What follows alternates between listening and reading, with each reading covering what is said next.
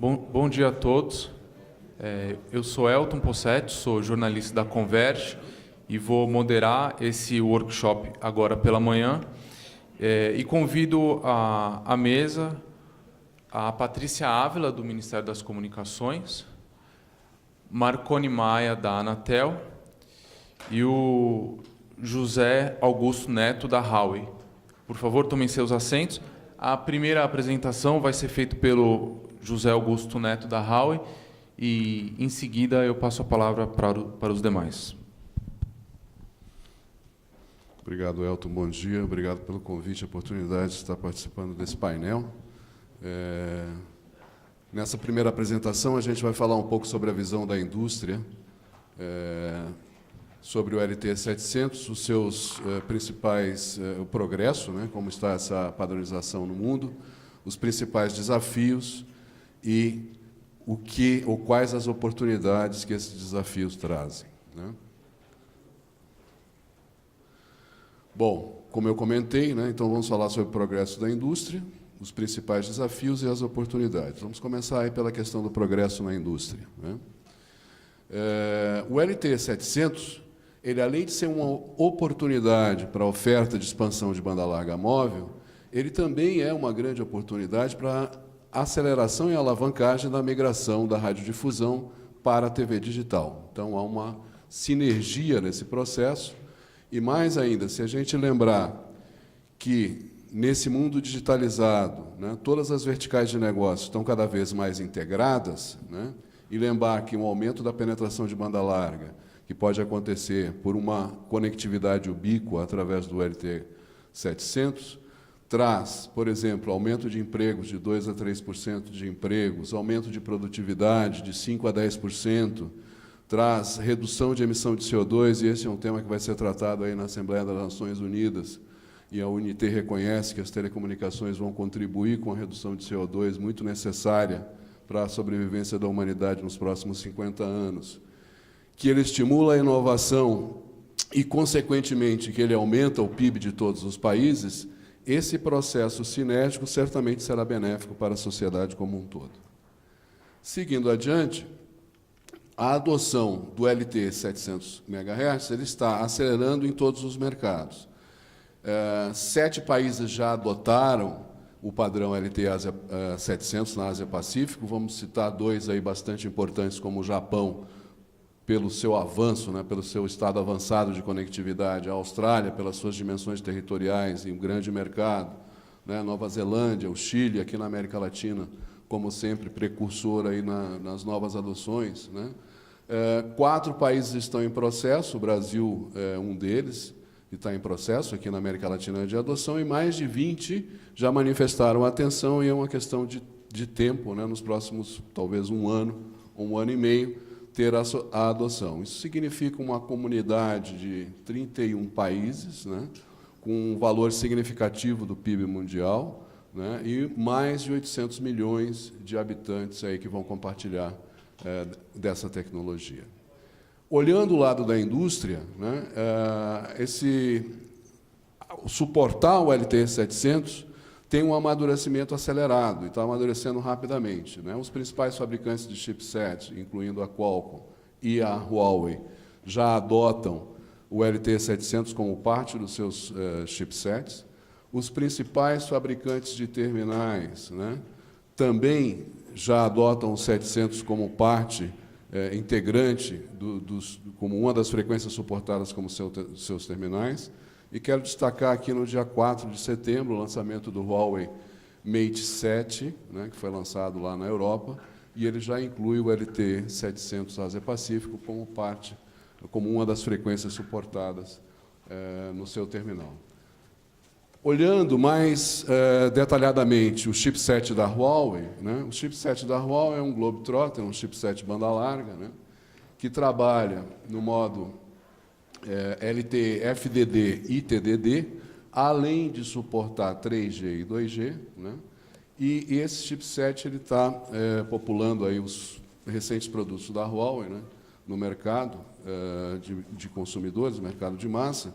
E eu coloquei aqui em vermelho, e da posição que vocês estão certamente não dá para enxergar, mas eu marquei aqui em vermelho as frequências que existem no Brasil e já são adotadas em LTE, né? Quer dizer, o 700 está em licitação, mas o 2.6 já é adotado em LTE, mas quero lembrar também que esse chipset suporta a banda 3, ou seja, 1.800 MHz, que é um forte candidato, né, de refarm e adoção do LTE 700, principalmente pelas suas características de propagação, que são notadamente melhores do que o 2.6 do ponto de vista de cobertura. Então, a combinação 1.8 e 2.6 dá capacidade nos grandes centros, e a combinação 700-450 dá a cobertura necessária do LTE no campo. E aí a gente vai falar um pouco sobre como trabalhar essa questão, né, do ponto de vista de solução.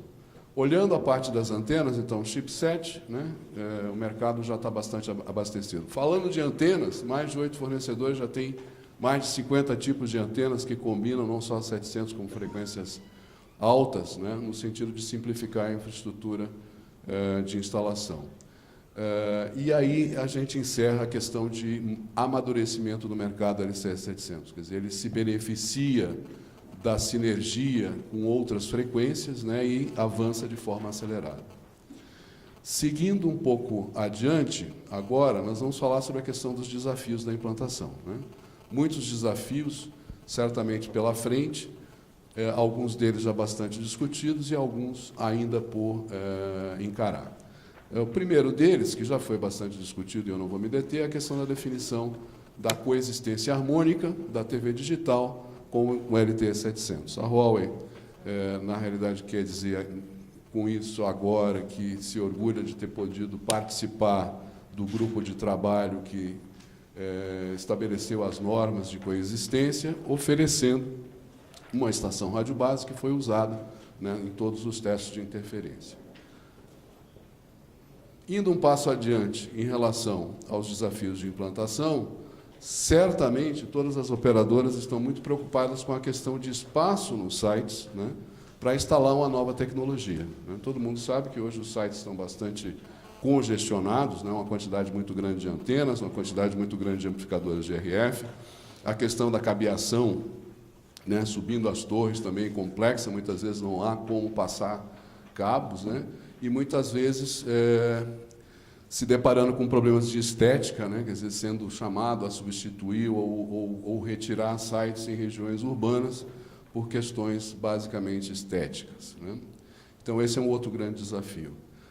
Outro desafio também que está na cabeça de todos, e das operadoras principalmente, é a questão da construção suave de uma rede LTE, né? Quer dizer, como esse 700 se encaixa, né, nessa infraestrutura existente, como construir uma rede de forma suave, sem impactar o legado, né, e trazendo benefícios do ponto de vista de cobertura e qualidade. Certamente essa análise vai passar por uma harmonização ou combinação adequada das frequências altas com as frequências intermediárias e as frequências baixas, incluindo o LTE 450, porque se a gente usar, por exemplo, o 700 como referência, da mesma forma que é verdade que o LTE 700 tem uma cobertura ou reduz, né, o número de rádio base ou o número de sites em 71% se comparado ao LTE 1.8, e reduz o número de sites em quase 90% se comparado ao LTE 2.6, também é verdade que o LTE 1.8 comparado ao LTE 2.6 reduz 60% o número de sites, ou seja, ele também, comparado mão a mão, né, vis-a-vis com o LTE 2.6, ele tem uma cobertura muito boa.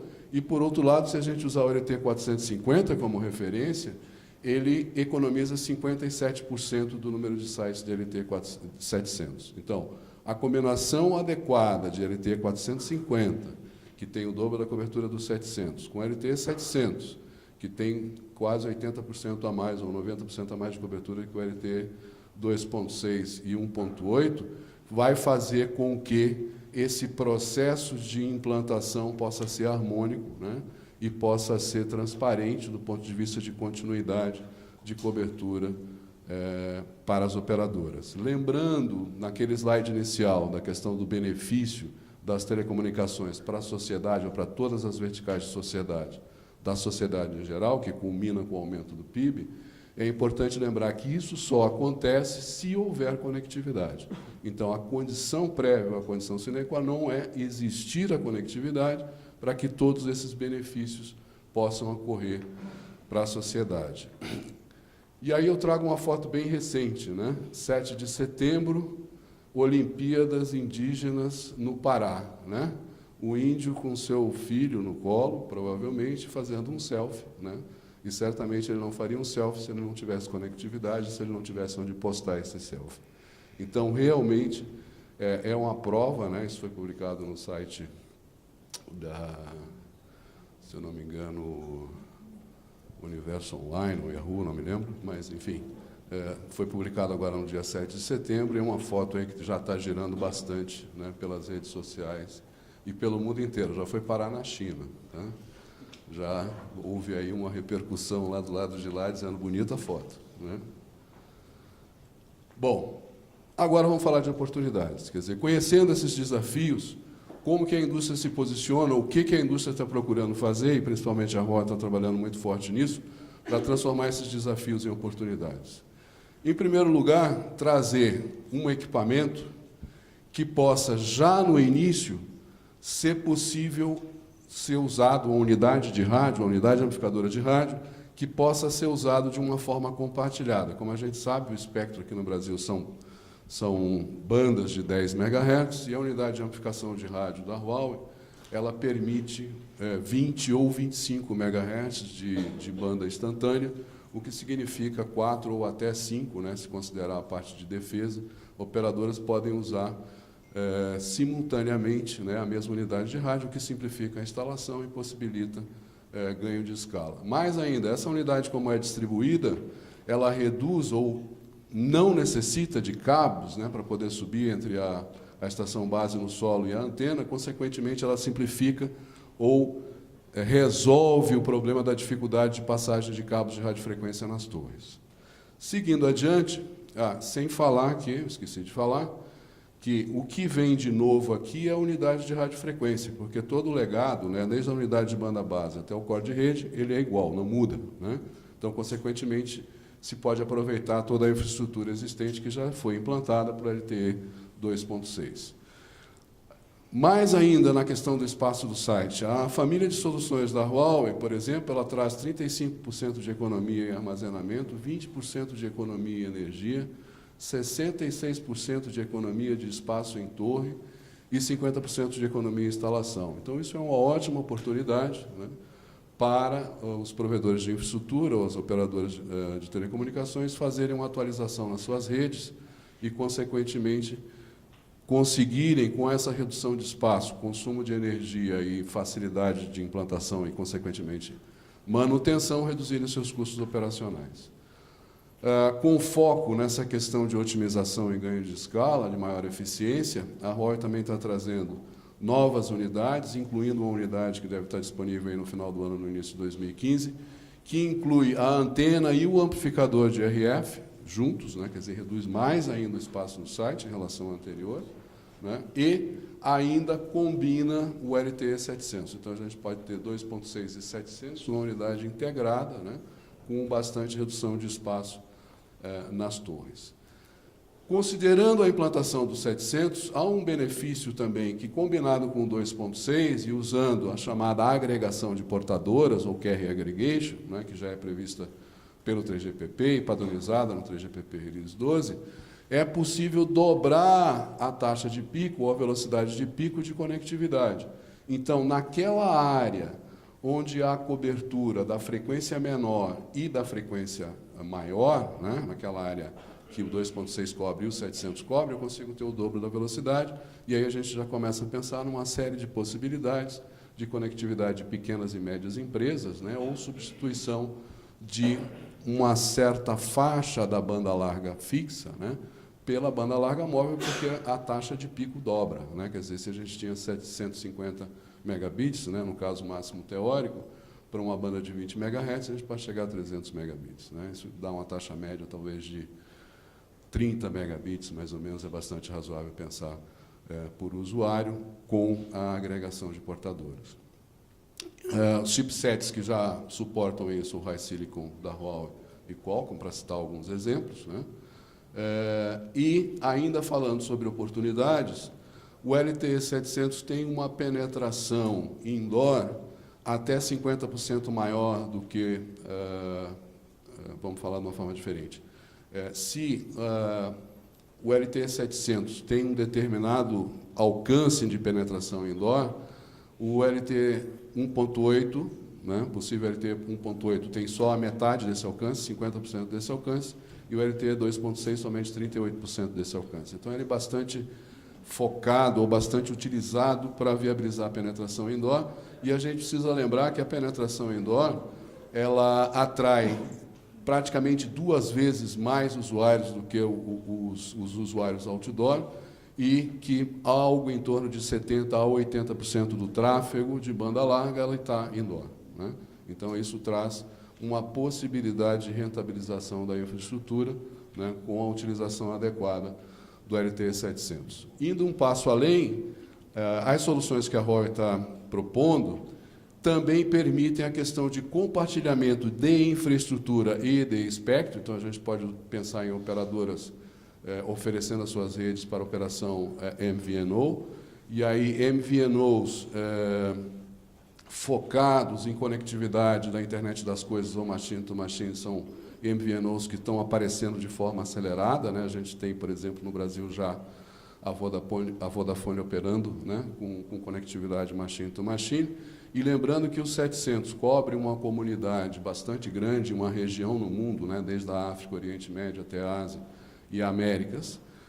A questão do roaming, né, uma questão simplificada, e, consequentemente, o tracking, né, o acompanhamento da internet das coisas, de cargas, enfim, de cargas de valor, de tudo mais, na parte de logística, fica bastante importante com essa padronização de espectro. E também pode acontecer o caso de compartilhamento de infraestrutura somente, quer dizer, cada operadora tem o seu espectro, e aí, usando aquela unidade que a gente viu no início, a gente pode colocar uma unidade de rádio e 2 operadoras vão estar utilizando a mesma unidade de rádio, né, de forma independente, mas compartilhamento de infraestrutura.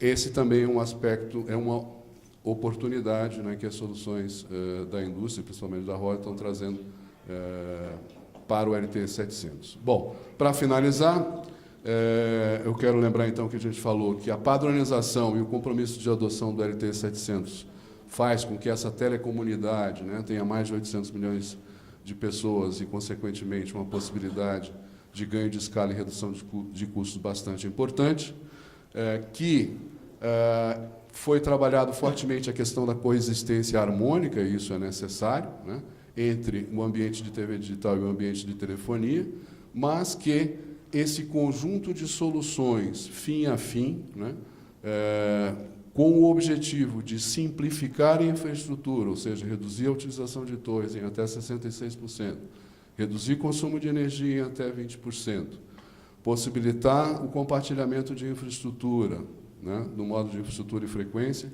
ou só a infraestrutura, e também aumentar a velocidade de pico dos usuários, abre um leque de oportunidades que, se trabalhados de forma adequada, podem reduzir o impacto, né, do esforço tremendo, né, de investimento nos próximos anos que o setor de telecomunicações vai ter que fazer com o objetivo de atender aí a implantação do LTE 700. Quero agradecer a oportunidade. Esse é o ponto de vista, digamos, inicial para a abertura dos debates.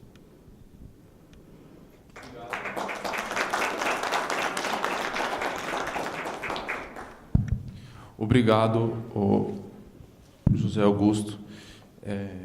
Eu não falei no começo, mas o José Augusto é CTO da Huawei, e agora eu passo a palavra para o Marconi Maia. Ele é superintendente de recursos, de outorgas e recursos à prestação, não é isso, Marconi? Outorga e recursos à prestação. Outorga e recursos à prestação. É verdade. Bom dia a todos. Em primeiro lugar, queria agradecer a Converge, na pessoa do Samuel, que me convidou para vir participar desse debate.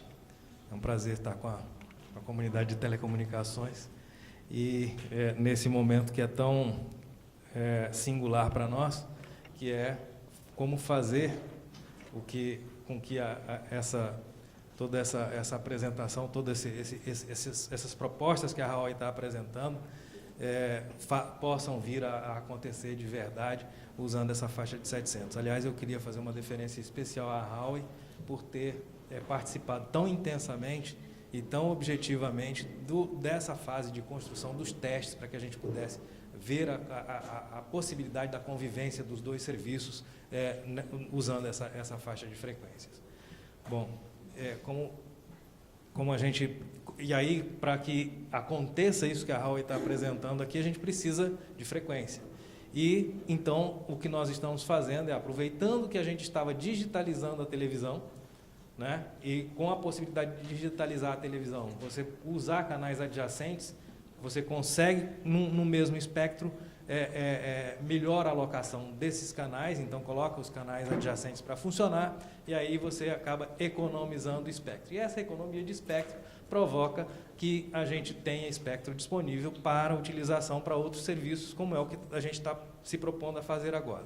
A nossa base é o Decreto 5.820, eu tenho que falar da base legal de ação da Anatel. Então, nós temos no Decreto 5.820, que foi alterado de 2006, que foi alterado por 8.061, de 2013, que diz lá que no artigo 7º será consignado um canal digital para cada, um canal de 6 MHz, para permitir a transmissão simultânea da televisão analógica e da televisão digital. Quer dizer, você vai fazer a transição de uma forma harmônica.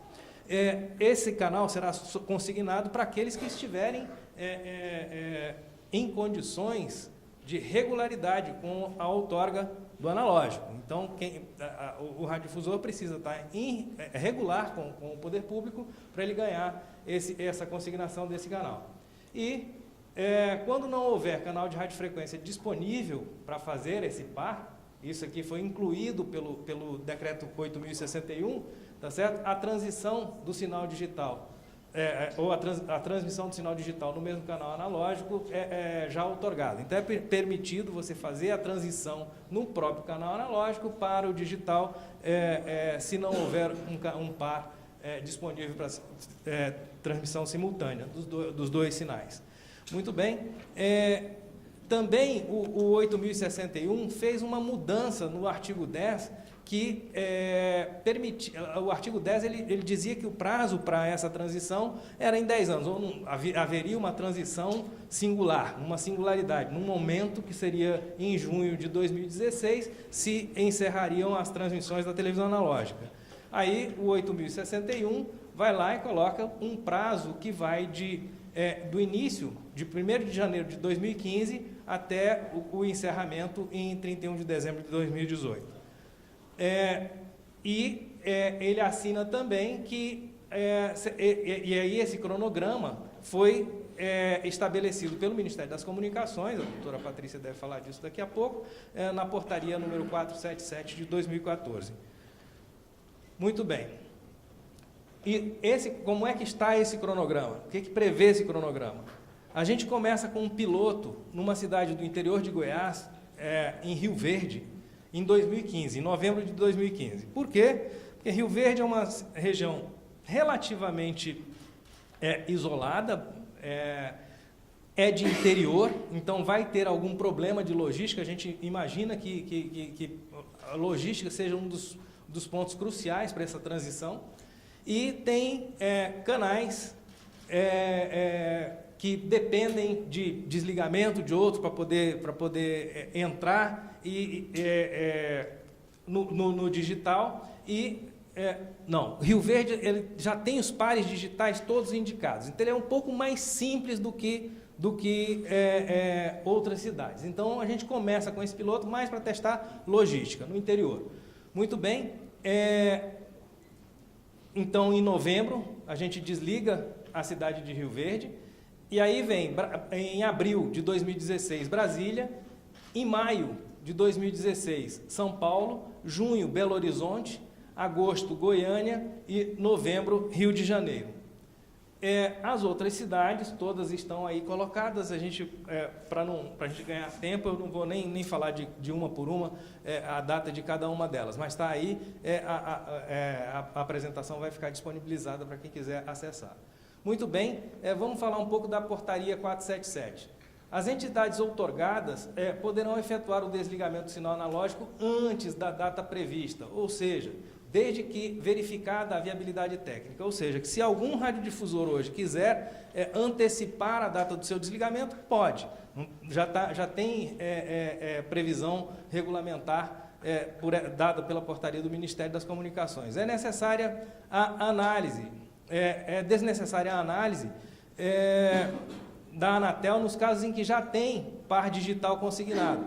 Ou seja, o par já está lá, o radiodifusor já pode migrar para o digital de imediato, sem análise, inclusive, da Anatel. E, se quiser, no caso de desligamento do sinal analógico, teria que informar ao Ministério das Comunicações, como está previsto no artigo, no parágrafo 2º desse artigo 2º da portaria 477. E os canais utilizados para a transmissão analógica serão devolvidos. Essa a lógica, e é por isso que a gente tem espectro disponível, porque esses canais analógicos vão ser devolvidos ao poder público. E o Ministério das Comunicações estabelecerá premissas e condições necessárias para o desligamento, os municípios, e indicando os municípios afetados pelas localidades a serem desligadas. Eu estou falando dessa base legal porque é onde a Anatel tem que agir. Baseado no que a Anatel tem que agir nessa base legal e regulamentar. E o artigo 1º, que é a condição para o desligamento, aquela questão dos 93%, quer dizer, dos domicílios que já recebem o sinal analógico aberto, tá certo? Só pode ser desligado aquele município quando 93% desses domicílios estiverem aptos a receber a televisão digital. E as entidades informarão na sua programação, quer dizer, aquela questão da comunicação. Há que ser comunicado ao público daquilo que vai acontecer, para que haja mais harmonia, sem solução de continuidade, a migração do analógico para o digital. Muito bem. E caberá, o que cabe à Anatel agora, na portaria 481 do Ministério das Comunicações? O que ele estabelece? Que cabe à Anatel distribuir, na forma do edital, um set-top box com requisitos constantes no anexo 1, quer dizer, está lá dito qual é o anexo 1, para as famílias cadastradas no Bolsa Família. Então, cada família dessas receberá um set-top box, com aquelas características previstas lá no anexo 1. E a gente também deve promover, na forma do edital, campanha publicitária sobre o processo de desligamento. Outro comando para a Anatel, estabelecer os requisitos técnicos do receptor e ainda aferir, na forma do edital, o percentual a que se refere o artigo 1º, ou seja, aqueles 93% devem ser aferidos segundo essa metodologia que aí está colocada. Utilizará a metodologia estatística baseada na pesquisa de amostragem domiciliar da PNAD.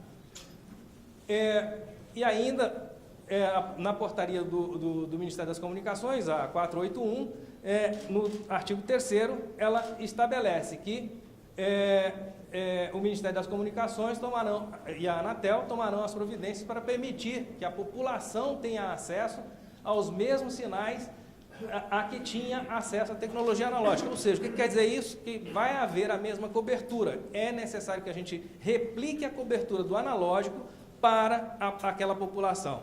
E aí, é claro que para atingir os 93%, tem que ter a cobertura digital e tem que ter recepção. Tanto na transmissão tem que estar coberto, quanto a recepção, para você conseguir atingir aquele percentual. Muito bem. O que o edital... Vamos passar um pouco para o edital e aí vamos falar da EAD, porque não é a Anatel diretamente que vai fazer aquela comunicação, não é a Anatel diretamente que vai fazer a aferição do atingimento da meta de 93%. Então, se está criando, via esse edital, uma entidade administradora do processo de redistribuição e digitalização dos canais de TV e RTV, que é a chamada EAD. E o que essa EAD vai fazer? Ela, primeiro, é constituída pelas proponentes vencedoras. Então, quem vencer o edital vai colocar membros, essas empresas vão constituir a empresa. As vencedoras vão constituir a tal da EAD, mas é a entidade, tá? Sem nenhum termo pejorativo para o tal que eu coloquei aqui. Distribuir um conversor de TV digital e uma antena para cada família cadastrada no Bolsa Família, do governo federal. Ou seja, são os dois equipamentos que vão ser distribuídos automaticamente para o Bolsa Família, são o receptor, que eu tinha falado anteriormente, mais a antena. Executar o processo de redistribuição de canais de TV e RTV. Ou seja, essa redistribuição para a liberação da faixa, sim, a EAD vai tomar conta. Aquilo que era digitalização pura e simples, não será da competência da EAD.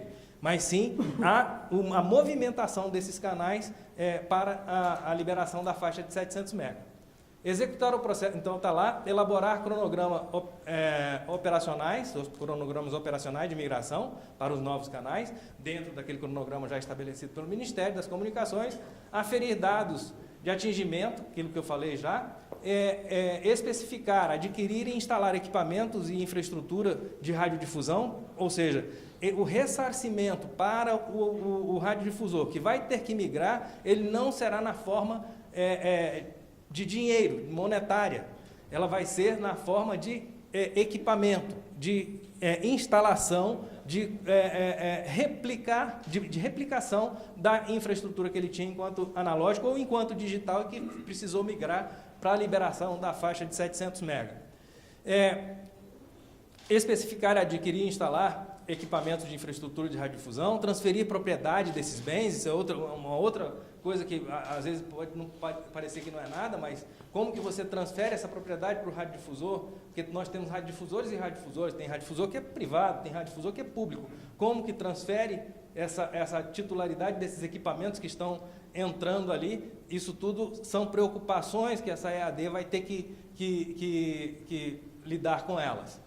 Acompanhar as condições técnicas de cobertura das transmissões de TV digital, ou seja, ela vai ter que verificar essa replicação da cobertura anteriormente disponibilizada pela TV analógica, assegurar a disponibilidade dos filtros dos conversores de TV digital terrestres, ou seja, onde houver reclamações, onde houver evidências de que está havendo interferência, então a EAD tem que ter esses filtros disponíveis para ir como contramedida para mitigar a interferência, que isso já é resultado dos testes que a gente fez, que trouxeram essa evidência de que filtro ajuda e muito a resolver, é uma das contramedidas fortes para resolver o problema de interferência.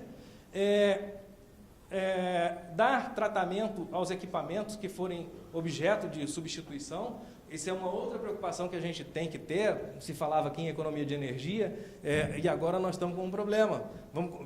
Deve aumentar sobremaneira o descarte de equipamentos. O que fazer com esses equipamentos? São resíduos sólidos que a gente vai ter que cuidar. A EAD vai cuidar disso.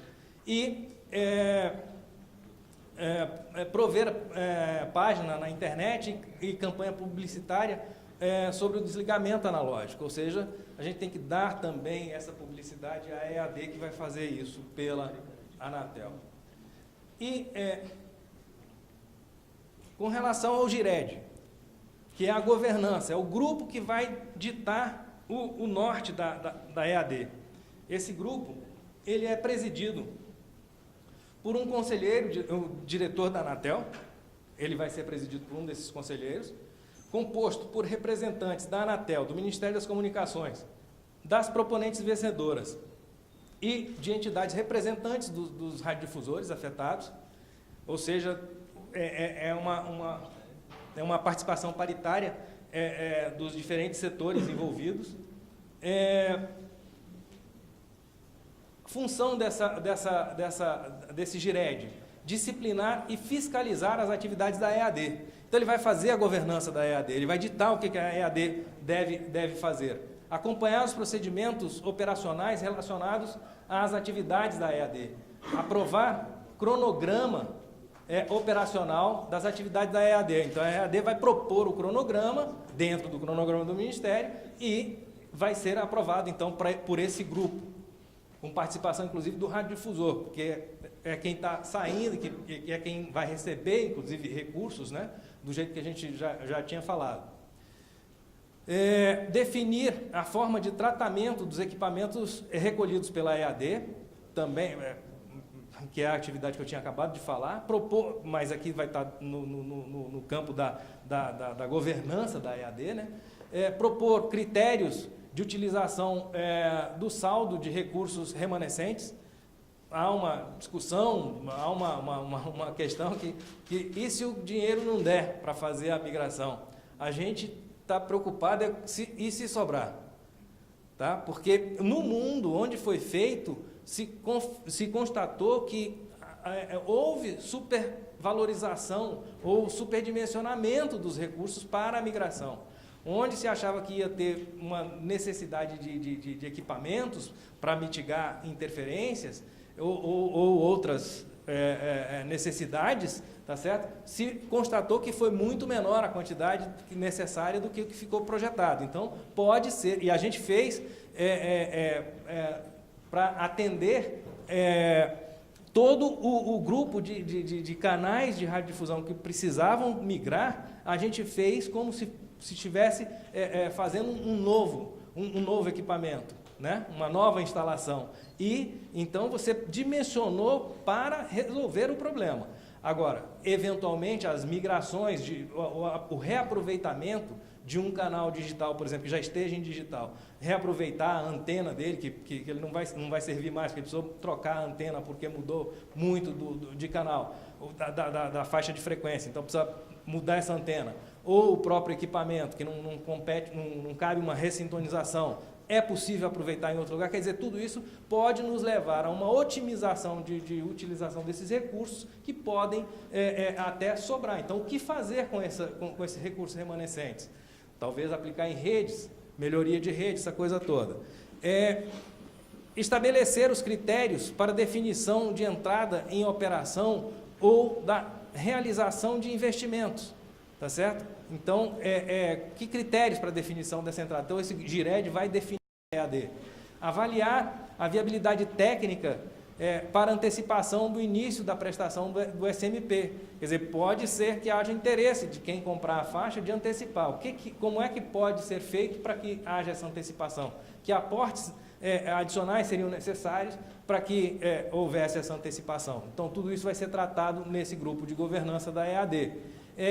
Validar os dados aferidos pela EAD como condição para o desligamento analógico. Quer dizer, nós temos que... A EAD vai levantar os dados em campo, vai trazer para a governança que vai dizer, tá ok, siga adiante, ou então, não serve, tem que refazer. E atuar preventivamente para diminuir eventuais problemas. É a questão. Aqui, o tamanho do problema que a gente que vai enfrentar agora. Nós temos 6.617 canais distribuídos para o PBTVD, que é o de TV digital, em todo o Brasil. Tá? E essa apresentação eu fiz uma semana ou uma semana e meia atrás, eu estou me repetindo, mas eu acho que é interessante, porque aqui é um outro conjunto de pessoas diferentes, para a gente ver do que a administração está tratando e qual é o tamanho do problema que a gente enfrenta. Desses 6.617, 103 que são digitais já estão na fase 3, ou seja, já estão em operação. Já ganharam consignação, ganharam radiofrequência, já apresentaram o projeto de instalação, então estão em operação normalmente, 103 canais. 3.453 estão na fase 2, ou seja, eles já têm a consignação do Ministério das Comunicações, já tem a radiofrequência da Anatel ainda dependem de apresentar um projeto técnico de instalação para entrar em operação, para efetivamente entrar em operação. Então, depende do radiodifusor essa ação, tá? Que eles vão precisar de apresentar esse projeto para que, então, entrem em fase 3 e estejam... mas aqui não depende de ação da administração, é o radiodifusor que tem que apresentar esse projeto, e com o protocolo desse projeto ele já pode entrar em operação sem nenhum problema de sofrer uma fiscalização e sofrer algum problema, ser notificado por estar operando sem estar com todos os quesitos administrativos em ordem. 330 estão em fase 1, ou seja, já apresentaram o pedido, já tem consignação do Ministério das Comunicações, e eu, na Anatel, não consigo emitir essas radiofrequências, ou eu não emiti ainda essas radiofrequências. Esses dados são todos do SRD, tirados em 21/8 de 2014. Isso é muito dinâmico, ao longo do tempo isso vai mudando, tá certo? Então, 330 dependem de emissão da radiofrequência, eles não estão nem na fase de apresentar só o projeto técnico, dependem da radiofrequência na Anatel. Então, o radiodifusor a gente vai ter que fazer um trabalho na Anatel para conseguir emitir essa radiofrequência. Tem algum problema que a gente não consegue emitir essa radiofrequência, tem que ser abordado cada um deles. E 2.731 que estão ainda na fase 0, aguardando consignação. Ou o radiodifusor não veio procurar o Ministério, ou ele não tem aquela condição regular no analógico e que ele depende dessa regularização. Ou seja, esse é o cenário de atuação da administração, tá certo? Para alcançar a liberação, a migração completa e liberação da faixa de 700. Então, a consignação é uma ação que o Ministério é que faz, o ato de radiofrequência é da Anatel e o protocolo deve ser apresentado no Ministério das Comunicações, o protocolo de apresentação do projeto de instalação deve ser apresentado ao radiodifusor que tem que fazer e levar esse projeto lá.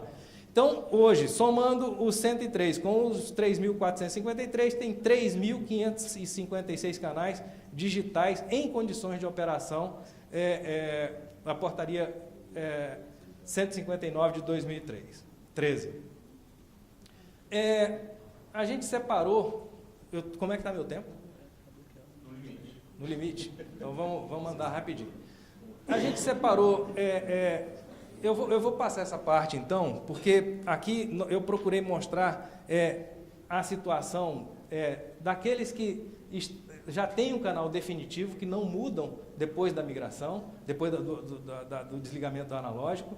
A provisória, que é aqueles que já têm um canal digital identificado, mas depois de desligado o analógico, ele vai ter que sair daquele digital onde ele está e ir para um outro para poder permitir o rearranjo no espectro, e aqueles que não podem, apesar de ter um canal digital indicado para eles, eles não podem digitalizar imediatamente porque o canal não está livre. Só depois do desligamento é que ele é liberado. Aí aqui eu dei uma ideia de como é que estão os 11 canais de Rio Verde, né? Eu não vou parar para detalhar isso aqui. Aqui estão os de Brasília, se não me engano são 38 canais em Brasília. Eu tenho a situação de cada um deles, quem é que já está, daquelas fases, né? Quem é que já está em fase 0, 1, 2 ou 3, entendeu? Eu não vou me ater a isso aqui, eu vou diretamente para a operacionalização do desligamento. Então, para o radiodifusor, tem que regularizar a sua situação no analógico para poder habilitar ao canal de 6 MHz no plano digital. Pedido de aprovação de local. Tem que trazer o pedido de aprovação de local para que ele possa alcançar aquela condição de fase 3 e não ter problema com a nossa fiscalização. Porque se a fiscalização chega e encontra alguma ausência de quesito administrativo, vai autuar, certamente vai autuar. E eu estou falando aqui para a situação ótima. né? Porque essa autuação, normalmente, quando o camarada está em fase 2, dá um prazo para eles se regularizarem. Mas, de qualquer maneira, é um transtorno. A fiscalização chegar, autuar, o camarada vai ter que sair correndo. Então, a gente está procurando se antecipar. Porque começa daqui a um pouco mais de um ano o primeiro desligamento, que é Rio Verde. E aí, depois, em 2016, é que a gente começa as cidades maiores. Pedidos de enquadramento ao plano básico, que o radiodifusor, se pretende alguma alteração, tem que seguir o rito normal desses pedidos, efetivação da instalação, tem que se instalar, e pedidos de licenciamento. Essa questão da instalação, inclusive, é a questão do edital. Quem é que está habilitado a receber o ressarcimento? Então, tem que ter instalado ou ter investido, comprovado investimento até as datas lá que o edital coloca. Porque se tiver deitado em Versysplane, não se digitalizou, não investiu nada, não procurou caminhar no sentido da digitalização, vai ter problemas para receber esse ressarcimento da EAD. Então, ações administrativas, aquilo que eu já falava, consignação, ato de radiofrequência, alterações de características técnicas, quando forem solicitadas, e a questão do licenciamento. Isso é com a gente lá na Anatel, as 3 últimas aqui. A viabilidade dos canais digitais somente após o desligamento, ou seja, situações futuras, RTV secundárias. Normalmente, as RTV secundárias são mais de 4.000 RTV secundárias, que 80% delas estão na faixa de VHF. Então, elas dependem de um canal na faixa de UHF, e esse canal só vai aparecer depois do desligamento da TV analógica. Enquanto não aconteceu o desligamento, eu, não consigo colocar um secundário para funcionar, até porque ele está na faixa de VHF. Então, eu dependo de liberação no espectro de UHF para poder levá-los para lá. Então, está aqui, secundárias e alterações em cascata, que é aquilo que eu falava. Quando um canal está num canal digital hoje, mas na hora para vir um secundário desse, ou para vir um outro lá da faixa de 700, a melhor alocação para ele é no canal que está sendo ocupado por um radiodifusor hoje. Então, tem que tirar o radiodifusor daquele canal, colocar num outro que seja tão bom quanto, que tenha a mesma cobertura, aquelas coisas todas. Nós não estamos falando de perda de qualidade. Mas ele sai daquele lugar porque, para alocar o outro que vem de lá, é melhor que ele esteja aqui. E isso tudo está sendo bancado pelos recursos, isso tudo está previsto no orçamento que foi feito para migração. Era isso aí, me desculpe se eu me estendi além do tempo. Obrigado. Obrigado, Marconi. Agora eu passo a palavra imediatamente para a Patrícia Ávila. Ela é diretora do departamento... Não? Desculpa, Patrícia. Estou rebaixando ela aqui. Secretária de Serviço de Comunicação Eletrônica. Com a palavra, Patrícia.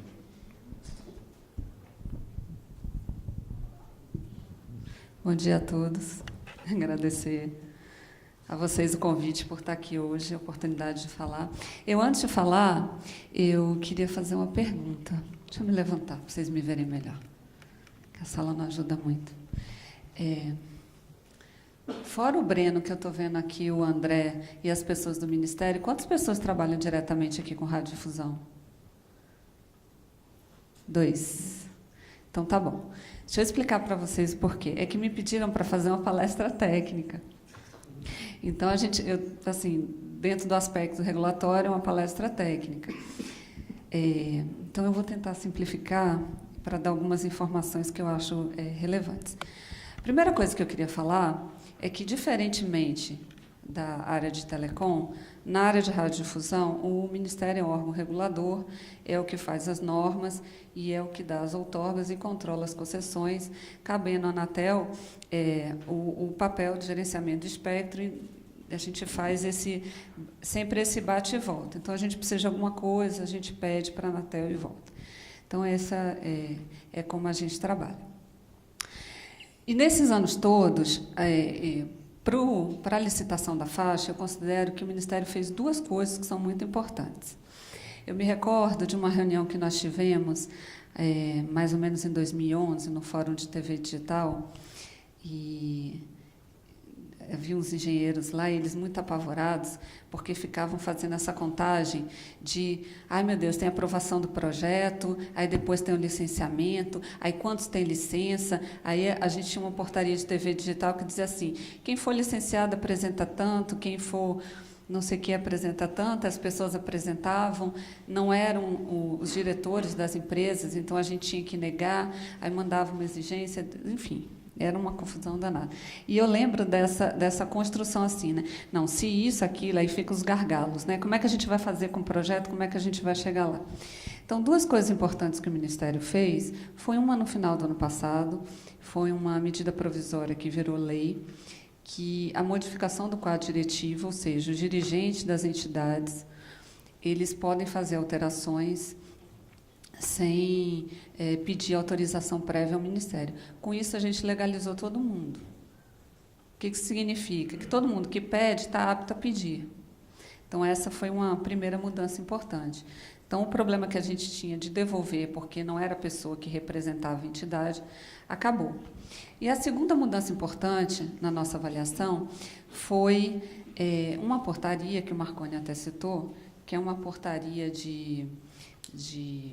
acho que é de 2013, né, a portaria 159, que ela diz mais ou menos o seguinte, ela diz assim, olha, se você tem uma outorga, você pode funcionar. Para isso, você precisa protocolar um projeto e pedir a radiofrequência da Anatel. Então, essa fase toda de tem que protocolar projeto, tem que pedir o licenciamento, aí a Anatel não consegue ter perna para fazer tudo, aí o cara pede, mas pede errado, não corrige, acabou. Então, com isso, a limpeza da faixa, que eu acho que é o tema que eu trato aqui, né, enquanto secretária, ela se resolve você tendo uma outorga. Então, quem tem uma outorga hoje, basta simplesmente protocolar um projeto, pedir a radiofrequência da Anatel e pode entrar no ar. Então, esses gargalos que nós tínhamos de precisa fazer isso, precisa fazer aquilo, morreu. Você tem um representante legal que pode pedir. Você tem, não é isso, Breno? Você tem a outorga. Então, se você tem a outorga e você tem o seu representante, você vai lá, peticiona, pede a radiofrequência da Anatel e pode entrar no ar. A portaria diz, inclusive, que mesmo que o seu projeto esteja irregular, ou seja, que você precise corrigir, diferentemente do analógico, no digital você não precisa nem sair do ar, por um motivo muito simples, da interferência entre as estações, um vai brigar com o outro. Então, mesmo que a gente tenha que corrigir o projeto, a entidade não sai no ar. Então, com isso, no entendimento do Ministério, a limpeza da faixa está resolvida. Obviamente, isso é teórico, né? A gente está tratando de normas e de autorizações, ou seja, de atos que a gente faz no mundo jurídico. Na prática, é um pouco diferente. A gente sabe que em cidades com menos de 50 mil habitantes, que não são cidades onde vai haver a limpeza da faixa primeiro, as empresas elas têm uma dificuldade maior de ir, porque você tem um investimento maior para um retorno publicitário menor. Então, essa conta ela começa a ficar não tão favorável ao investimento. Mas, nas cidades com mais de 50 mil habitantes, entendemos que a limpeza da faixa ela está bem mais tranquila. Tá? Então, era essa a primeira coisa que eu queria falar. Eu posso pegar aqui o... Então, só para não... Esse é o cronograma. Eu acho que é um pouco redundante ficar falando de cronograma. Todo mundo já viu, todo mundo já teve acesso. O que é importante dizer isso? A gente procurou trabalhar tanto a limpeza da faixa, quanto, digamos assim, o avanço das empresas de radiodifusão, né? Começando dos grandes centros para os menores centros e tentando resolver as regiões de espectro mais congestionado. Então, aqui, esse aqui é o que foi feito para o replanejamento de canais, esse aqui é o que foi feito pela Anatel, nós participamos também. O Marconi já falou, com manutenção da cobertura, otimização do uso do espectro, principalmente com o uso de canais adjacentes, a proteção de ambos os serviços contra interferência e a harmonização. Então, digamos assim, da parte nossa de replanejamento foi feita. Esses aqui, na verdade, são os números do Ministério sobre cobertura. O que eu queria falar disso aqui que é importante? Agora eu vou explicar o que eu falei para vocês. Essa parte aqui é o que a gente já avançou em televisão. Tá? Então, a gente tem mais ou menos entre 85% e 90% das TVs, digamos assim, consignadas e prontas para entrar no ar. Os nossos números, na verdade, são maiores que o da Anatel, porque na apresentação do Marconi, ele não levou em consideração as RTV secundárias. É isso, Marconi? Só que a RTV secundária, para nós, Ministério Radiodifusão, é uma RTV como outra qualquer. A gente saiu com uma portaria recente, uma norma de TV digital, que ela diz o seguinte: olha, no mundo digital, a retransmissão, a retransmissora, ela tem que cobrir 90% do município. Isso significa que ela tem que ter uma potência suficiente para cobrir 90% do município ou da região metropolitana onde ela está. Obviamente que, se for uma retransmissora secundária, ela tem que se ajustar para não dar interferência, porque senão ela não tem proteção, e essa é a característica da secundária. No entanto, ela, se for possível não dar interferência, ela deve cobrir 90% do município. Então, o nosso universo, na verdade, ele é um pouco maior. A gente tem 11.500 emissoras de radiodifusão. Das concessões, como eu falei, nós já avançamos mais ou menos uns 85% a 90%. Da parte de RTV, por que a gente separou ali RTV... Desculpa. Por que eu separei ali RTV primária e secundária? Por um motivo muito simples. O primeiro planejamento de canais, ele foi feito pela Anatel só para as primárias. Então, eu só poderia fazer as consignações para as RTVs primárias, porque cada RTV primária tinha que ter um par digital nos termos do decreto que o Marconi já citou. Por que eu tenho aquele restinho ali em vermelho? Por dois motivos. Porque eu tenho gente que efetivamente não pediu, e porque muitos canais nós não demos consignação, nós seguramos, porque naquele primeiro planejamento eles haviam sido feitos para canais altos, ou seja, para canais acima do 51, do 52 ao 69. Então, se vocês observarem o Diário Oficial, vocês vão ver que agora estão saindo bastante canais, 53, 58, 55, que eram coisas que a gente vinha represando. Então, esse vermelho aí, esse dado aí de agosto, significa que a gente vai andar nele até um determinado momento. Em outro, não. Efetivamente, tem gente que não pediu, e aí o Ministério vai ter que ver como tratar isso. Com relação às secundárias, que é esse universo de 4.600, mais ou menos, aí que está embaixo, o que a Anatel está fazendo? A Anatel está com consultas públicas em andamento. A previsão é concluir em setembro, não é isso, Marconi? Setembro para outubro. Então, ou seja, vamos contar assim, em novembro, a Anatel vai ter terminado todo esse trabalho de planejamento das secundárias. Só que esse planejamento foi feito com base na seguinte premissa. Uma premissa, digamos, posta pela Anatel, né? Não foi uma premissa posta pelo Ministério. Ele vai dar um canal para a retransmissora secundária entrar no ar, mas só no momento do desligamento. Ou seja, ninguém vai entrar no ar. Está dizendo que secundária não vai entrar no ar agora. Então, o que ocorre com isso? No mundo jurídico, né, eu vou falar um pouco do mundo jurídico, eu não preciso dar uma consignação. O que é eu dar uma consignação? É eu pegar meu carro e falar assim: Breno, eu estou te emprestando meu carro em consignação.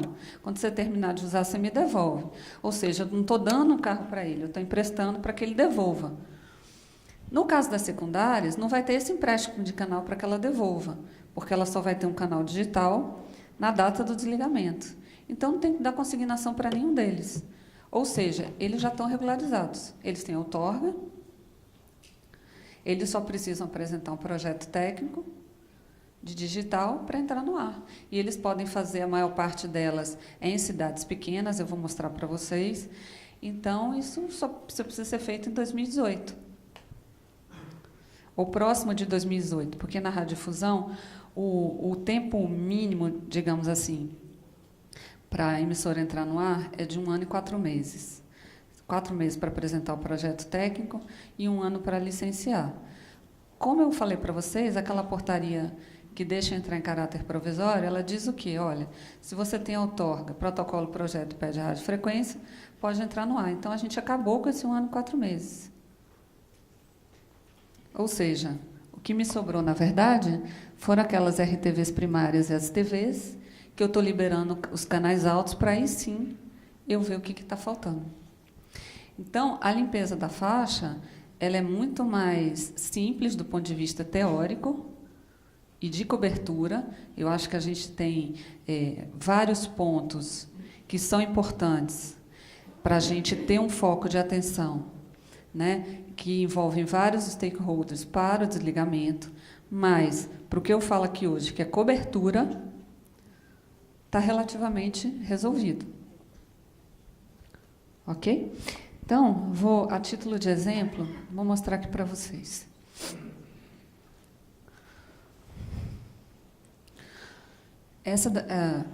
A gente tinha um prazo até 30 de junho para as emissoras pedirem, para todas as emissoras pedirem. Tá? Isso aqui é o que a gente já fez com relação às datas do desligamento, ou seja, quem tinha prazo para pedir até 30 de junho, tá? Uma parte a gente já fez, é uma outra forma de ver aqueles mesmos números, tá? A gente já fez praticamente 40%, 50% de quem desliga entre 2015 e 2017. O que está faltando é um pouquinho daquelas RTVs primárias e a maior parte é RTV secundária. E para 2018, a preocupação é um pouco menor, mas a gente consegue avançar também. Tá? É uma outra forma de ver os mesmos números. Só que o Ministério também fez consignações de RTV, muito motivado por forças-tarefas que fizemos, né, em diversos estados. Ali é só chamando a atenção que a consulta pública da Anatel está em andamento e que a operação vai ser feita, na maior parte dos casos, na data do desligamento. Tá? Mas, após 30/6, a gente deu essas consignações aí, que são essas consignações, não, desculpa, essas outorgas de RTV. Tá? Elas foram dadas depois de 30 de junho. Então, essas, eu acredito que a Anatel não sei se está levando em consideração nas consultas públicas, mas a gente vai tratar elas de forma diferenciada, porque não tem previsão em portaria nenhuma. Mas elas só entrarão no ar se houver viabilidade técnica. Para o público estar aqui disso, o que é importante? A gente não soltou essas outorgas em região onde tem problema de espectro, é só para cidade pequena. Ou seja, não vai ter problema de ter que ocupar faixa de 700 e de não caber. Esse estudo a gente faz antes de soltar as outorgas. Então, são outorgas que não vão ter impacto para a licitação da faixa. Tá? Isso aqui é o trabalho que foi feito, para explicar para vocês também. É o trabalho que foi feito na região metropolitana do Rio, aqui é São Paulo, Rio e Belo Horizonte. Em azul estão as TVs, o percentual de TVs. Em vermelho são as RTVs primárias. Em verdinho são as secundárias e em roxo as digitais. O que é importante disso? Nessas regiões, a gente não conseguiu atribuir um par digital para todo mundo. Então, a gente vai ter o funcionamento de canais que a gente chama ANADIGE, que são canais que, digamos assim, não tem que fazer consignação porque está no mesmo canal. Então, são 5 no Rio e 5 em São Paulo. Então, além daquelas secundárias que nós falamos, vai haver, em algumas localidades onde o espectro é congestionado, emissoras que vão ter que digitalizar no mesmo canal. Nesses casos também a gente não precisa consignar, porque eu não estou dando outra coisa para devolução. Ela fica no mesmo canal.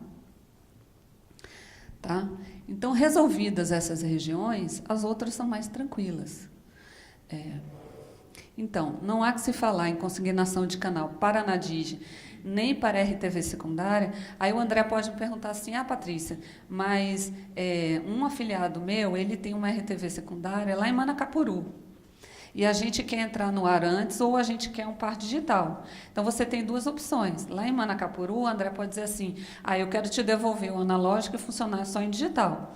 Muito bem, é só você pedir uma alteração de característica técnica que vai para outro canal. Ou, não, lá em Manacapuru é uma localidade importante para mim, eu quero botar um RTV digital junto com a analógica. Então, você pode pedir um canal que a Anatel vai tentar viabilizar para você se tiver espaço. Tá? Então, isso é importante para a limpeza, mas não tem impacto, porque a gente não vai, digamos assim, interferir na faixa que foi destinada para 700. Então, a RTV secundária pode operar antes do ligamento, pedindo análise de viabilidade, e tanto TV quanto RTV primária quanto RTV secundária podem ou alterar a característica técnica do canal, tem algumas emissoras que já querem, ou devolver o canal antes. Então, tem gente, inclusive, que está pedindo para devolver o canal antes, porque fica economicamente difícil manter as duas emissoras, a analógica e a digital. Era isso que eu queria falar. Obrigada.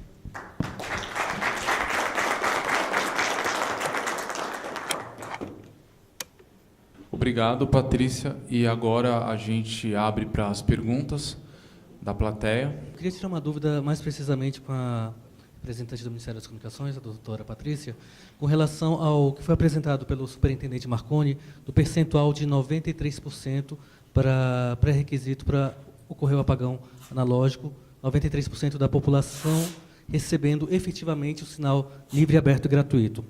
Supondo que uma determinada cidade esse percentual falhe, qual que será o procedimento administrativo que interessa para a gente, como radiodifusor, e também interessa para as operadoras de telecom, caso esse percentual fure e seja necessário, possivelmente, fazer o apagão analógico em outro momento, atingir 93%, ou não sei. Como é que seria isso? Que prejuízo também isso poderia trazer para o leilão, já que as teles vai atrasar o cronograma de instalação de 4G no 700 para elas também? Bom, vamos lá. O que o Ministério previu na portaria como premissa para execução pela Anatel, né, por meio do que o Marconi explicou aí da EAD e do GIRED, foi 90%, eu não lembro o texto de cor, mas 93%. Espera aí que eu tenho aqui.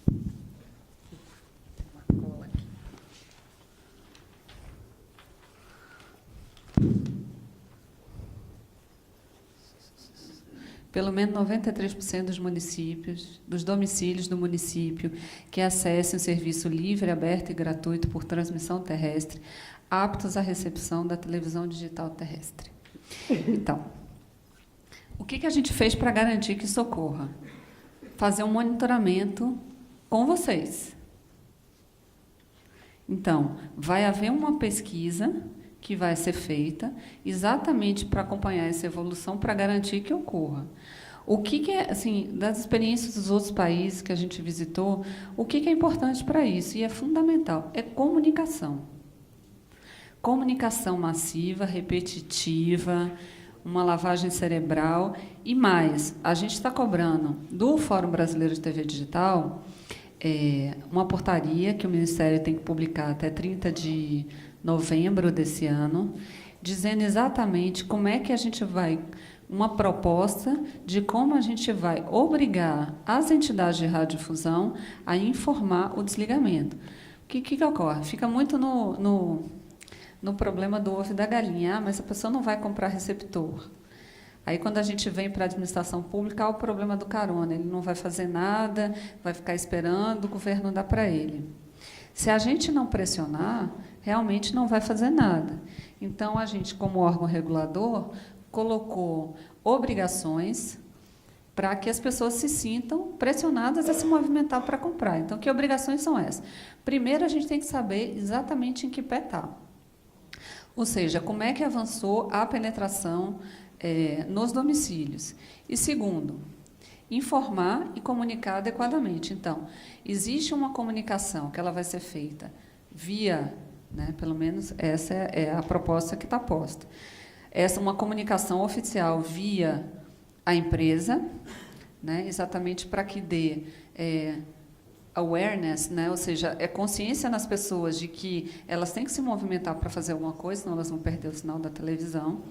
E, ao mesmo tempo, você obrigar as próprias entidades, até por ser interesse próprio, e dizer assim, olha, começa a piscar um sinal, olha, você está perdendo sinal, você tem que correr atrás, você tem que... Né? Mas, e aí, André, como eu te falei, isso não depende só do telespectador ir lá comprar. Isso depende de você ter um set-top box na indústria, ou de você já ter uma televisão que tenha esse set-top embutido. Enfim, aí uma série de outras variáveis, né? Patrícia, deixa eu fazer uma parte e insistir em um ponto da pergunta do André. Se a pesquisa, na data do desligamento previsto em determinada cidade, a pesquisa mostrar que a recepção não atingiu 93%, acontece o quê? Bom, o que eu imagino que aconteça é que você tem um grupo, né, que é formado por ministério, entidades, teles, que coordena esse trabalho e que vai ter que tomar uma decisão em função disso. Eu não posso antever para você agora qual é a decisão que vai ser tomada no momento. Mas existe um grupo de trabalho que vai trabalhar por meio de uma empresa para que isso não precise acontecer. Eu acho que se essa decisão tiver que ocorrer, é uma decisão pontual que vai ser tomada naquele momento. Eu não tenho elemento suficiente para dizer, olha, vamos fazer isso ou aquilo. Né? Eu acho até leviano eu fazer qualquer tipo de afirmação nesse sentido. Essa é uma decisão que tem que ser tomada pelo grupo com a execução da empresa.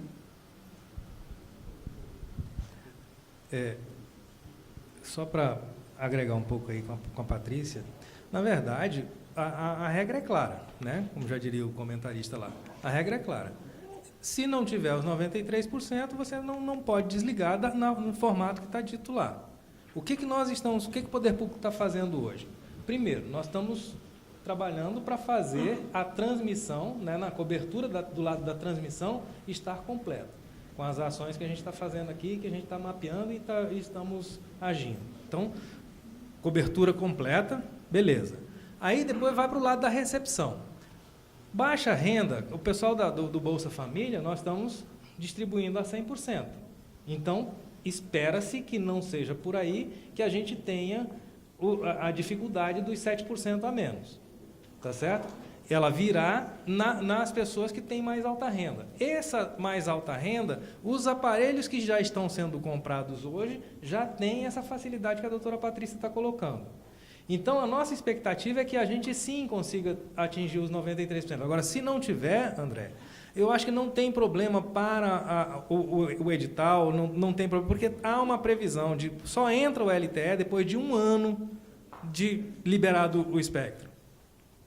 Ou seja, você ainda tem a possibilidade de, num tempo ali, você fazer os ajustes finos necessários para alcançar os objetivos que o poder público colocou na regra, sem ferir a utilização do espectro, com certeza. E sempre lembrando que, nesse mesmo artigo, ele coloca como o marco final o 2018. Tá certo? Que essas escorregadas podem ser ali no meio, mas 2018 não passa. Tá? Então, basicamente, era isso que eu queria agregar. Obrigado. Mais alguma pergunta? Aqui, o Sérgio Kern, do Sindicato Brasil. Bom dia. Bom dia a todos. Eu gostaria de fazer uma pergunta. Na verdade, são 2 perguntas ao Marconi. Tendo em vista que a Super EAD, né, tem tantas obrigações, tá? Eu queria saber o seguinte, tem uma questão que foi colocada aqui, a portaria 481 de 2014, ela fala que é obrigação o fornecimento de set-top box para o programa de Bolsa Família, e no edital consta de uma obrigação adicional que seria o fornecimento de antenas, né, nessa mesma condição de adequação para a TV digital. Tá? Então, eu queria que comentasse sobre esse ponto. E outro ponto é o seguinte, se a Anatel tem em mente fazer algum estudo de migração para LTE na faixa de 800. Bom, Sérgio, obrigado pela pergunta. Com relação a essa distribuição, quer dizer, o edital ele pode, há uma prerrogativa do órgão regulador de colocar compromissos dentro do edital. Aquilo ali é uma regra que está posta para todos, e a gente viu que tinha um clamor por essa questão da antena. Porque quando foram feitos os testes, eu não sei se todos conhecem o resultado dos testes, as antenas, quando elas são amplificadas, potencializam demais a possibilidade de interferência. O Haroldo está aqui, pode me ajudar nisso aí, a lembrar essas coisas. Quando a antena é externa e é amplificada, ela potencializa a interferência, mas é menor o problema, mas tem o problema. Quando a antena é interna, tá certo? Com ou sem amplificação, com amplificação, sem solução para ela. A gente tem que substituir essa antena porque a potencialização da interferência é tão grande que precisa dessa substituição. E se ela não for amplificada, ainda há algumas condições que ela pode ser utilizada. Eu até tenho uma interna lá que eu sou meio que alquimista, eu fico procurando problemas, entendeu? Então eu tenho lá um aparelho de TV ligado assim, para eu ver como é que funciona. Tem canal que passa, tem canal que não passa, tá certo? Começa a quadricular, começa a perder o sinal, o primeiro áudio some, daqui a pouco você fica sem sinal nenhum na televisão, tela preta, tá certo? Então a antena interna ela é problemática. Então a gente vendo que seria um problema e daria um clamor muito grande para as populações mais desvalidas, a gente achou por bem que a política pública fosse atendida, que é de dar essa condição de recepção, porque não adianta eu dizer, não, a cobertura está lá e você tem um set-top box, mas aí o camarada tem uma antena que não impressiona a entrada do set-top box de forma adequada. Então, você precisa ter antena também, porque faz parte da coisa. Então, por isso que a gente colocou isso aí, mas também está dimensionado naquilo que está dimensionado para o aporte do preço mínimo, aquilo que vai ser aportado para a EAD, está colocado está cotado, como é que é? Orçado, tá certo? Esse valor da antena. Com relação à entrada no 800, a gente ainda não começou, né, Haroldo? Haroldo pode me ajudar nisso aí, nessa parte do 800. Está em estudo ainda, mas isso ainda está em estudo, ainda muito dentro da equipe de espectro exclusivamente. Nem para a superintendência esse negócio ainda não chegou, para o nível do superintendente, que no caso estou lá nesse momento, tá? Mas está no nível da equipe técnica esses estudos aí para o 800, para usar o 800 para o LTE. Obrigado. A gente tem mais tempo para umas 2 ou talvez 3 perguntas. Antes de passar para a plateia, eu tenho uma pergunta para o José Augusto. José Augusto, as operadoras de telecomunicações se queixaram durante a fase de consulta pública do fato de desembolsarem os recursos para participarem do leilão agora, mas só utilizarem a faixa lá na frente. Nas grandes cidades, é só em 2018, como é o caso de São Paulo e Rio de Janeiro. Eu queria saber se esse fato preocupa a indústria, já que esse desembolso para a compra de equipamentos também vai ser prorrogado lá para frente, ou se é ao contrário, na verdade, esse hiato poderia até significar um alívio no caixa das empresas e, portanto, um apetite maior para comprar os equipamentos e montar a rede lá no futuro, lá em 2018 ou 2016. Como é que vocês estão vendo isso?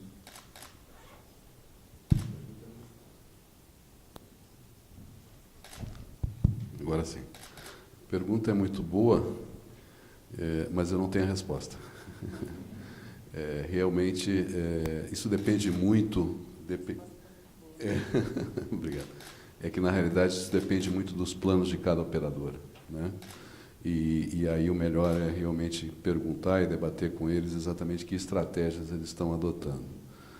Evidentemente que a indústria, nesse ínterim, né, ela tem que se preparar e apoiar as operadoras, e eu mostrei alguns exemplos, né, no sentido de já se preparar e fazer um planejamento adequado para que as infraestruturas que ela implante por força de obrigações, né, como o 2.600, o 3G, enfim, outras obrigações que ela tem que cumprir, já caminhem na direção, né, de imediatamente suportar o LTE 700 e, consequentemente, minimizar o impacto de adoção, reduzir custos de investimento, fazer com que isso seja mais eficiente, ou seja, otimizar todo esse processo. E aí, sobre esse aspecto, é obrigação da indústria, a ROI está trabalhando duramente sobre isso, né, que é propor e oferecer soluções de infraestrutura de forma a estar pronto, né, para fazer simplesmente uma virada de chave, vamos dizer assim, simbólica, né, para ativar a frequência de 700 quando isso, do ponto de vista de cronograma, for possível. E eu acho que esse é o ponto principal. A pergunta foi boa por isso, e, infelizmente, a pergunta tem que ser para cada operadora, porque eles vão ter estratégias diferentes, mas ela é excelente para levantar esse ponto, né? Quer dizer, apesar de, em algumas regiões, somente em 2018, ser possível usar o LTE 700, o processo começa agora, né? Quer dizer, a preparação para poder usar em 2018, ele começa agora. E um bom planejamento e a escolha adequada das soluções de infraestrutura agora, certamente vão significar benefícios muito grandes, né, para as operadoras, na época de ativar, e também benefício muito grande para a população, porque a ativação vai ser imediata, né? E aí o fato de dar essa cobertura digital, essa cobertura ubíqua, certamente vai alavancar uma série de oportunidades de negócio, né, para todas as verticais do mercado. Ok, mais alguma pergunta da plateia? Aqui no meio,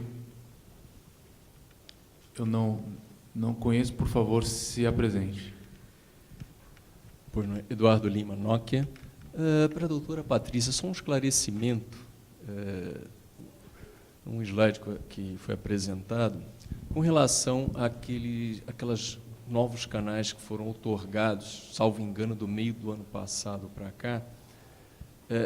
Eu entendo que aqueles canais seriam novas outorgas, correto? São mais ou menos umas 280, Tá, mais ou menos. Certo. Então, novas outorgas, elas foram feitas em analógico, porque foram para cidades pequenas. A gente faz outorga em analógico. Você quer terminar? Eu explico? E aí, nesse sentido, como são novos canais, eles seriam passíveis. Eu entendo que, como entrou agora, provavelmente devem entrar em digital direto. Eles seriam passíveis de terem algum tipo de ressarcimento? Não, né? Não. Essa sua pergunta ela é bastante importante, porque a gente faz um trabalho, o que o ministro divulga assim, é um trabalho de regularização das RTVs. Né? Nós já fizemos em Minas,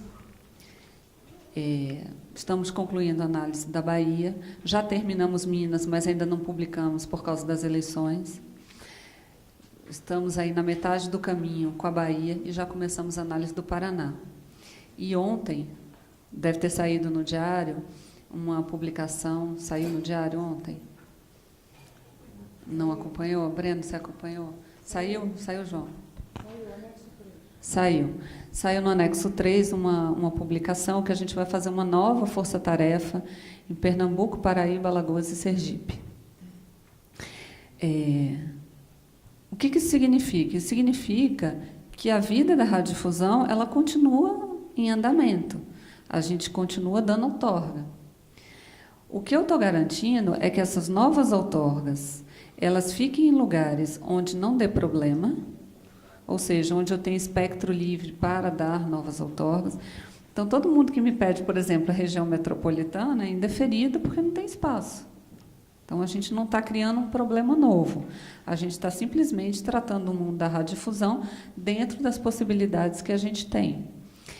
O ressarcimento da outorga, ele está no edital, que é para quem tinha comprado equipamento até a data de publicação do edital. Tá? Essas entidades, elas não tinham sido tratadas. Então, vale a lista que a Anatel publicou e que foi para consulta pública. Essas são novas entidades, e são em cidades pequenas. Então, não há que se falar em remanejar. A gente já fez o tratamento dessas outorgas para que elas não ficassem em canais altos. Mas vocês não se assustem, a gente vai continuar dando outorga. Tá?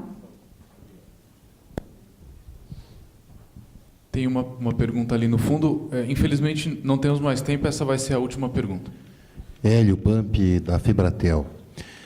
Existe, então, a desocupação da área, da faixa de 700 mega, e tem também as outorgas na área de telecomunicações para celulares.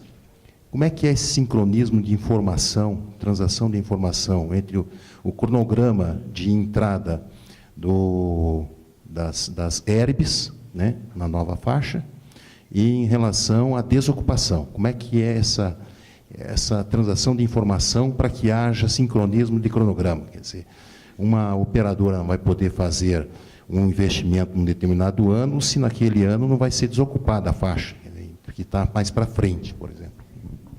Marconi, posso? Acho que o Marconi já falou disso, né? A entrada delas é um ano depois. Então, um ano antes, a radiodifusão já saiu. Então, eu não entendi muito bem essa pergunta, porque se eles já saíram, como é que pode ocorrer deles? A menos que ocorra o que o André falou. Fora isso, não vejo como.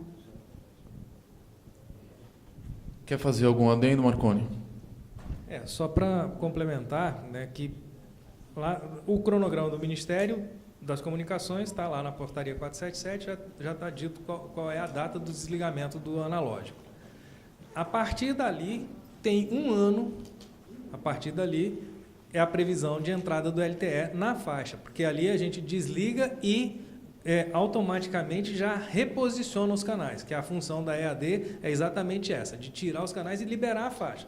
Na hora que a gente liberou a faixa, dali a um ano, ela vai poder ser utilizada pelo LTE. Então, basicamente, é esse o sincronismo. E o que a gente está fazendo eu tenho procurado estar muito em contato com a doutora Patrícia. A doutora Patrícia, sempre que é possível, já me chama lá para a gente poder estar em perfeita sincronia da ação que tem que ser feita pela administração para viabilizar, pelo lado da administração, todas as condições para o radiodifusor estar ocupando o lugar que deve ficar na posição definitiva. E liberando, então, a faixa para que o LTE possa entrar também. E é isso aí que a gente tem feito. E é assim que vai ser feito para seguir o cronograma estabelecido. Obrigado. Ok, eu agradeço os palestrantes, agradeço também vocês. Nós já compensamos o atraso que tivemos no começo, então está encerrado o debate. Muito obrigado.